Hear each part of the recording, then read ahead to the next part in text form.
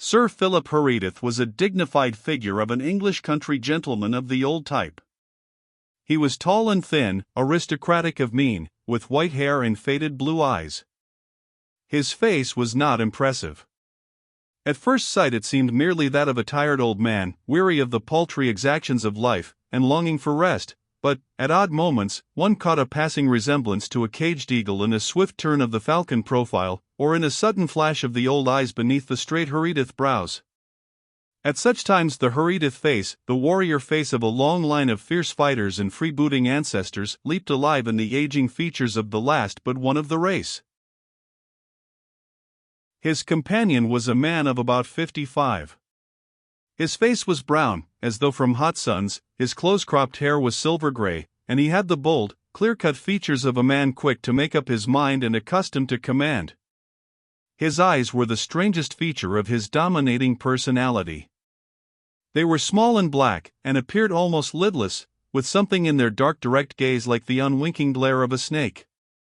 His apparel was unconventional, even for wartime, consisting of a worn brown suit with big pockets in the jacket, and a soft collar, with a carelessly arranged tie.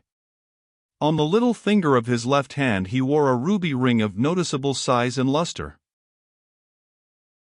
Vincent Musard was a remarkable personality. He came of a good county family, which had settled in Sussex about the same time that the first Philip Herodotus had burnt down the moat house, but his family tree extended considerably beyond that period.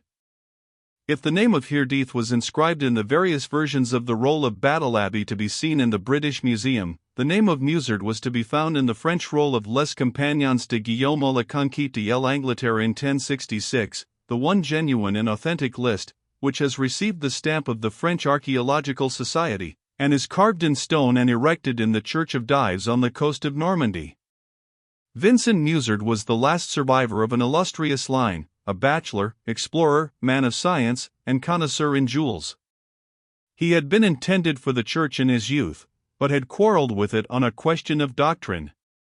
Since then he had led a roving existence in the four corners of the earth, exploring, botanizing, shooting big game, and searching for big diamonds and rubies. He had written books on all sorts of out-of-the-way subjects, such as The Flora of Chatham Islands, Poisonous Spiders, Genus Latrodectua of Sardinia, Fossil Reptilia and Moa Remains of New Zealand, and Seals of the Antarctic.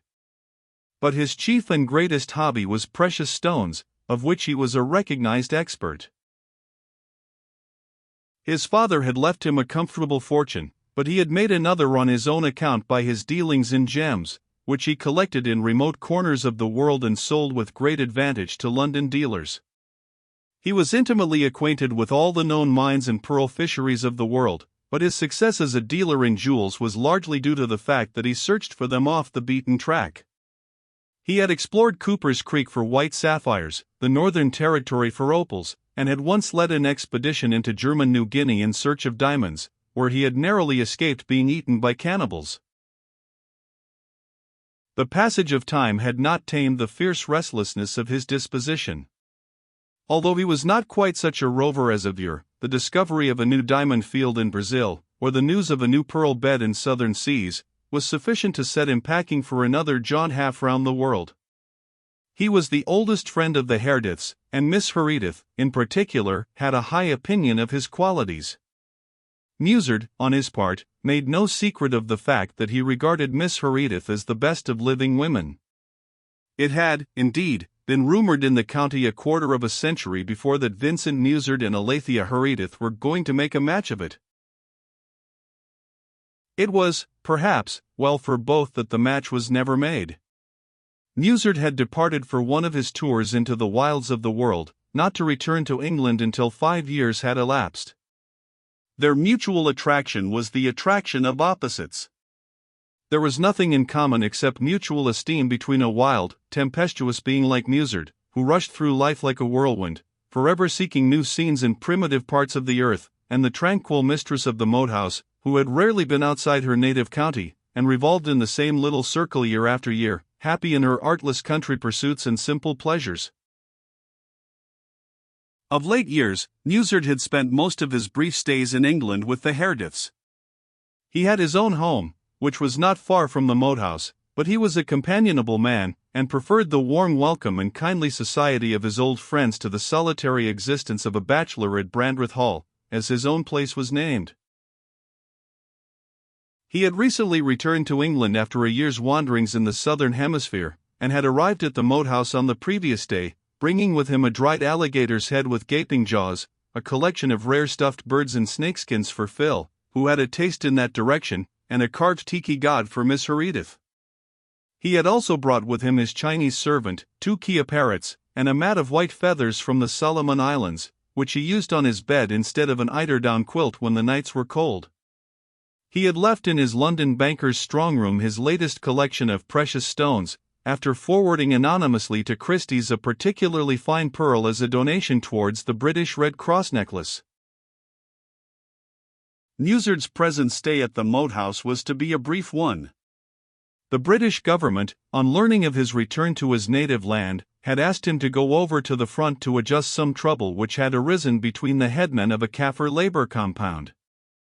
As Musard's wide knowledge of African tribes rendered him peculiarly fitted for such a task, he had willingly complied with the request, and was to go to France on the following day. Miss Herodotus had taken advantage of his brief visit to consult him about the Herodotus pearl necklace, a piece of jewelry which was perhaps more famous than valuable, as some of the pearls were nearly 300 years old. Sir Philip had given it to Violet when she married Phil. But Violet had locked it away in her jewel case and never worn it. She had said, only the night before, that the setting of the clasp was old-fashioned, and the pearls dull with age. Miss Herodotus, although much hurt, had realized that there was some truth in the complaint, and she had asked Musard for his advice. Musard had expressed the opinion that perhaps the pearls were in need of the delicate operation known as skinning, and had offered to take the necklace to London and obtain the opinion of a Hatton Garden expert of his acquaintance. Vincent Musard smiled at Miss Herodotus in friendly fashion as he entered the dining room, and Sir Philip greeted his sister with polite, but somewhat vague courtesy. Sir Philip's manner to everybody was distinguished by perfect urbanity, which was so impersonal and unvarying as to suggest that it was not so much a compliment to those upon whom it was bestowed as a duty which he felt he owed to himself to perform with uniform exactitude. Musard began to talk about the arrangements for his departure the following day, and asked Tufnell about the trains. On learning that the first train to London was at 8 o'clock, he expressed his intention of catching it. "Is it necessary for you to go so early, Vincent?" inquired Miss Herodotus. "Could you not take a later train?" "I dare say I could. Why do you ask?" "I was thinking about the necklace. Violet was too unwell to give it to me tonight, and she may not be awake so early in the morning. I should like you to take it with you, if it could be managed." "I can take a later train. It will suit me as well." "Is Violet unable to go with us to the Wains tonight?" said Sir Philip, glancing at his sister. "Yes, her head is too bad. It is a pity we have to go without her, as the party is given in her honor. Of course, we must go." "Where is her necklace?" asked Musard. "Is it in the safe?" "No," replied Miss Herodotus. "It is in Violet's room, in her jewel case." "Well, as Mrs. Herodotus will be alone in the house tonight, I think it would be wise if you locked it in the safe," said Musard. "There are many servants in the house." "I think that is quite unnecessary, Vincent. Our servants are all trustworthy." "Quite so, but several of your guests have brought their own servants, maids and valets." "Very well. If you think so, Vincent, I will see to it after dinner." The conversation was terminated by the sound of the dinner gong. The guests came down to dinner in ones and twos, and assembled in the drawing room before proceeding to the dining room. The men who were not in khaki were dressed for dinner. The gathering formed a curious mixture of modern London and ancient England. The London guests, who were in the majority, consisted of young officers, some young men from the War Office and the Foreign Office, a journalist or two, and the ladies Miss Herodotus had entertained at tea on the lawn. These people had been invited because they were friends of the young couple, and not because they were anybody particular in the London social or political world, though one or two of the young men had claims in that direction. Mingled with this very modern group were half a dozen representatives of old county families, who had been invited by Miss Herodotus. The party sat down to dinner. There were one or two murmurs of conventional regret when Miss Herodotus explained the reason of Mrs. Herodotus's vacant place, but the majority of the London guests, particularly the female portion, recognized the illness as a subterfuge and accepted it with indifference. If Mrs. Herodotus was bored with her guests, they, on their part, were tired of their visit. The house party had not been a success. The London visitors found the fixed routine of life in a country house monotonous and colorless, and were looking forward to the termination of their visit. The life they had led for the past fortnight was not their way of life. They met each morning for breakfast at 9 o'clock. Miss Herodotus was a stickler for the mid-Victorian etiquette of everybody sitting down together at the breakfast table. After breakfast the men wandered off to their own devices for killing time, some to play a round of golf, others to go shooting or fishing, generally not reappearing until dinner time. After dinner they played billiards or auction bridge, and the ladies knitted, wore socks, or sustained themselves till bedtime with copious draughts of the mild stimulants supplied by their favorite lady novelists. At 10:30 Tuffnell entered with a tray of glasses, and the guests partook of a little refreshment. At 11 Miss Herodotus bade her visitors a stately good night, and they retired to their bedrooms.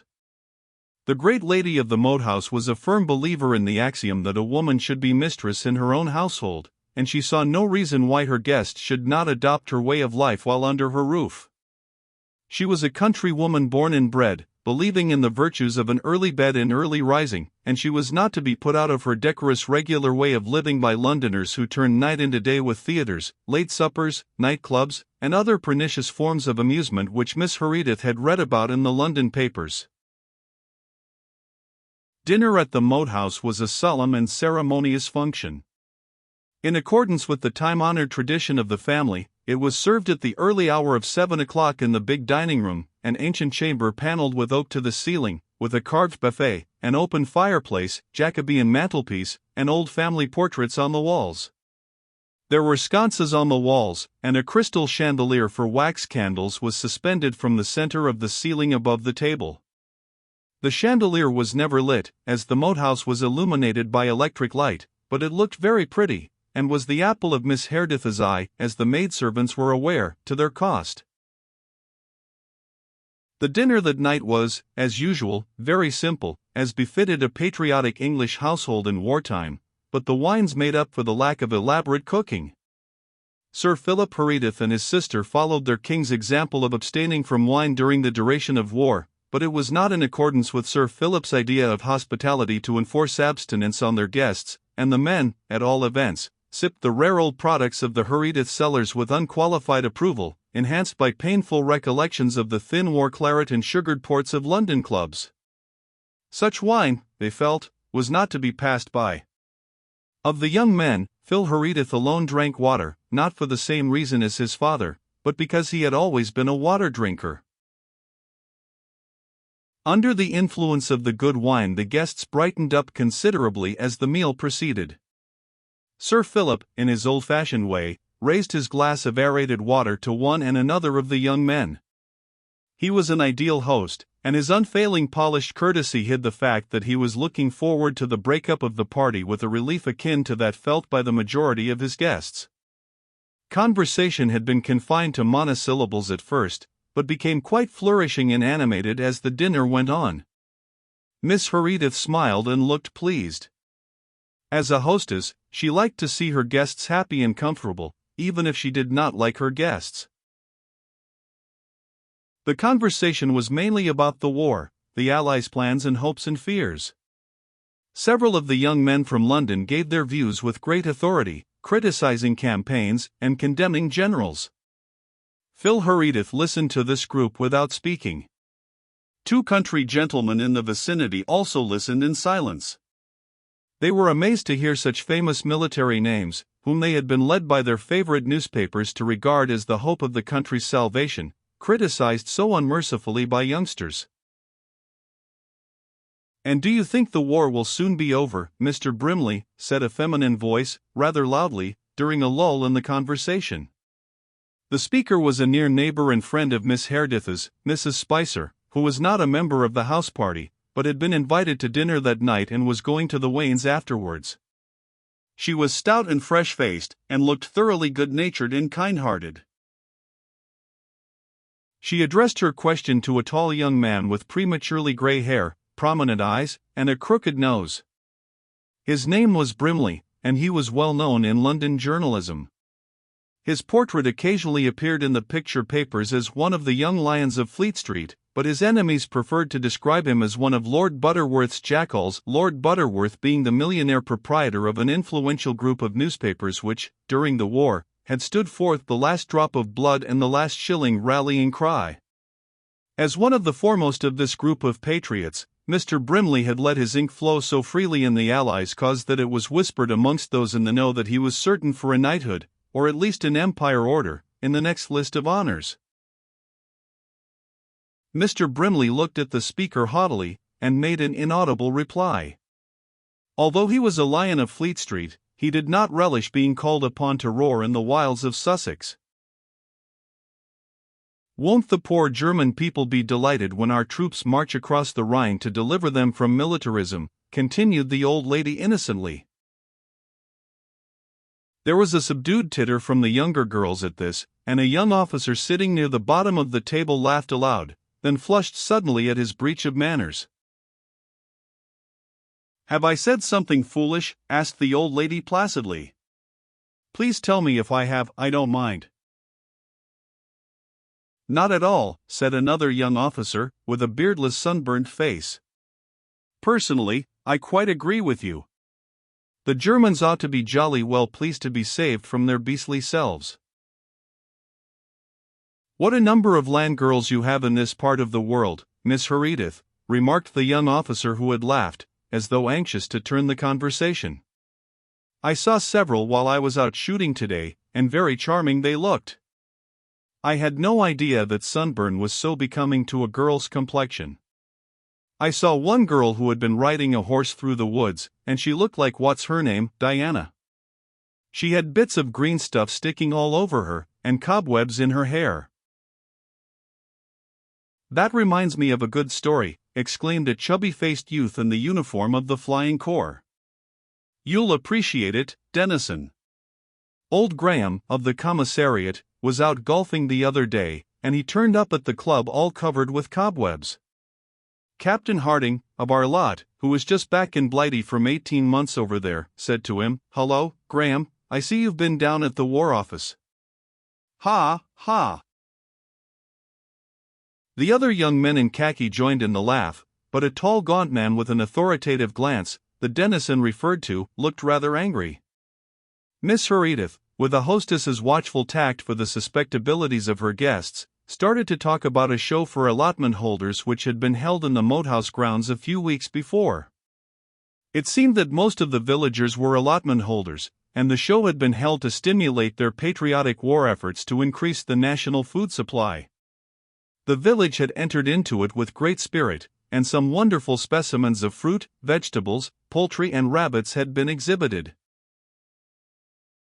"The best part of it was that Rusher, my own gardener, was beaten badly in every class," put in Sir Philip, with a smile. "Not in every class," corrected Miss Herodotus. "The peaches and nectarines from the walled garden were awarded first prize." "Rusher was beaten in the vegetable classes, in giant vegetable marrows and cabbages," retorted Sir Philip, with a chuckle.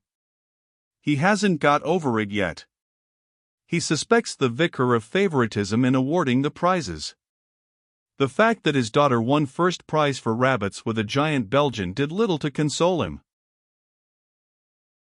And we raised quite a respectable sum for the Red Cross by charging threepence admission to see a stuffed menagerie of Phil's," added Miss Herodotus. A stuffed menagerie. What a curious thing, remarked a young lady. Not quite a menagerie, said Sir Philip. Merely the stuffed remains of some animals Phil used to keep as a youngster. When they died, as they invariably did, he used to skin them and stuff them. He was quite an expert taxidermist. Tell them about your museum exhibit, Philip, said Miss Herodotus, with quite an animated air. We also arranged a little exhibition of old things, continued Sir Philip diffidently. Armor, miniatures, some old jewels, and things like that. That also brought in quite a respectable sum for the Red Cross. From the Herodotus collection, I presume, said Mr. Brimley. What wonderful old treasures you must have in this wonderful old house of yours, gushed the young lady who had spoken before. I am so disappointed in not seeing the Herodotus pearl necklace. What a pity dear Mrs. Herodotus is ill. She was going to wear the pearls tonight, and now I shall have to go away without seeing them. Sir Philip bowed. He did not quite relish the trend of the conversation, but he was too well-bred to show it. You shall see the pearls in the morning, said Miss Herodotus courteously. I adore pearls, sighed the guest.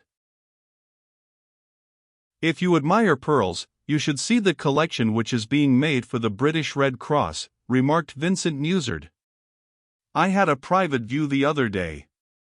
It is a truly magnificent collection. All eyes were turned on the speaker. The topic interested every lady present, and they were aware that Musard was one of the foremost living authorities on jewels. The men had all heard of the famous traveler by repute, and they wanted to listen to what he had to say. Musard seemed rather embarrassed to find himself the object of general attention, and went on with his dinner in silence. But some of the ladies were determined not to lose the opportunity of learning something from such a well-known expert on a subject so dear to their hearts, and they plied him with eager questions. It must be a wonderful collection, said a slight and slender girl named Garton, with blue eyes and red hair. She was a lady journalist attached to Mr. Brimley's paper. 20 years ago she would have been called an advanced woman. She believed in equality for the sexes in all things, and wrote articles on war, immorality, the social evil and kindred topics in a frank, unabashed way which caused elderly old-fashioned newspaper readers much embarrassment. Miss Garton was just as eager as the more frivolous members of her sex to hear about the Red Cross pearls, and begged Mr. Musard to give her some details. She would have to do a write-up about the necklace when she returned to London, she said, and any information from Mr. Musard would be so helpful. It is not a single necklace, said Musard. There are about 30 necklaces. The Red Cross Committee have already received nearly 4,000 pearls, and more are coming in every day. 4,000 pearls! How perfectly lovely! How I should love to see them! These feminine exclamations sounded from different parts of the table. I suppose the collection is a very fine and varied one, observed Sir Philip. Undoubtedly. The committee have had the advice of the best experts in London, who have given much time to grading the pearls for the different necklaces. In an ordinary way it takes a long while, sometimes years, to match the pearls for a faultless necklace, but in this case the experts have had such a variety brought to their hands that their task has been comparatively easy. But in spite of the skillful manner in which the necklaces have been graded, it is even now a simple matter for the trained eye to identify a number of the individual pearls. The largest, a white pearl of pear shape, weighing 72 grains, would be recognized by any expert anywhere. There are several other pearls over 30 grains which the trained eye would recognize with equal ease in any setting. The few pink and black pearls are all known to collectors, and it is the same with the clasps. One diamond and ruby clasp is as well known in jewel history as the state crown. The diamonds are in the form of a Maltese cross, set in a circle of rubies. That must have been the gift of the Duchess of Welburton, remarked Sir Philip. She inherited it from her great-aunt, Adelina, wife of the third Duke. There was a famous pearl necklace attached to the clasp once, but it disappeared about 10 years ago at a ball given by the German ambassador, Prince Litzivny. I remember there was a lot of talk about it at the time, but the necklace was never recovered. The clasp, too, has a remarkable history. All great jewels have, said Musard. In fact, all noteworthy stones have dual histories. Their career as cut and polished gems is only the second part. Infinitely more interesting is the hidden history of each great jewel, from the discovery of the rough stone to the period when it reaches the hands of the lapidary, to be polished and cut for a drawing-room existence. What a record of intrigue and knavery, stabbings and poisonings, connected with some of the greatest jewels in the British crown, the Black Prince's ruby, for example. Musard gazed thoughtfully at the great ruby on his own finger as he ceased speaking. The guests had finished dinner, and Miss Herodotus, with a watchful eye on the big carved clock which swung a sedate pendulum by the fireplace, beckoned Tufnell to her and directed him to serve coffee and liqueurs at table. "What is your favorite stone, Mr. Musard?" said a bright-eyed girl sitting near him, after coffee had been served. "Personally, I have a weakness for the ruby," replied Musard. "Its intrinsic value has been greatly discounted in these days of synthetic stones, but it is still my favorite, largely, I suppose, because a perfect natural ruby is so difficult to find. I remember once journeying 3,000 miles up the Amazon in search of a ruby reputed to be as large as a pigeon's egg. But it did not exist, it was a myth." "What a life yours has been," said the girl. "How different from the humdrum existence of us stay-at-homes. How I should like to hear some of your adventures. They must be thrilling." "If you want to hear a real thrilling adventure, Miss Finch, you should get Mr. Musard to tell you how he came by that ruby he is wearing," said Phil Herodotus, joining in the conversation. The eyes of all the guests were directed to the ring which Musard was wearing on the little finger of his left hand. The stone in the plain gold setting was an unusually large one, nearly an inch in length. The stone had been polished, not cut, and glowed rather than sparkled with a deep rich red, the true pigeon's blood tint so admired by connoisseurs. "Nonsense," Phil Musard flushed under his brown skin. "Your guests do not want to hear me talk any more about myself. I've monopolized the conversation too long already." "Oh, please do tell us," exclaimed several of the guests. "Really, you know, I'd rather not," responded Musard, in some embarrassment. "It's a long story, for one thing, and it's not quite, how shall I express it, it's a bit on the horrible side to relate in the presence of ladies."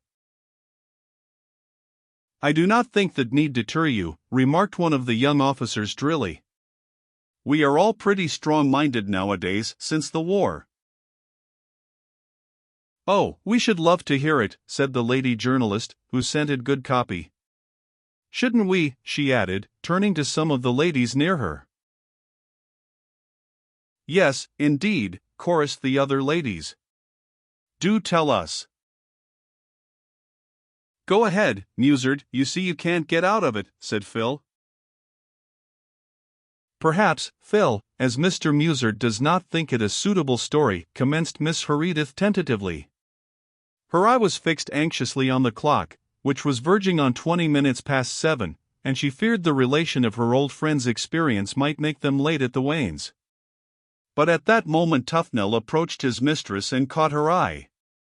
A slight shade of annoyance crossed her brow as she listened to something he communicated in a low voice, and she turned to her guests.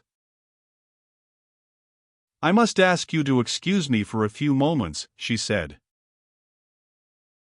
She rose from her place and left the room. As the door closed behind her, the ladies turned eagerly to Musard.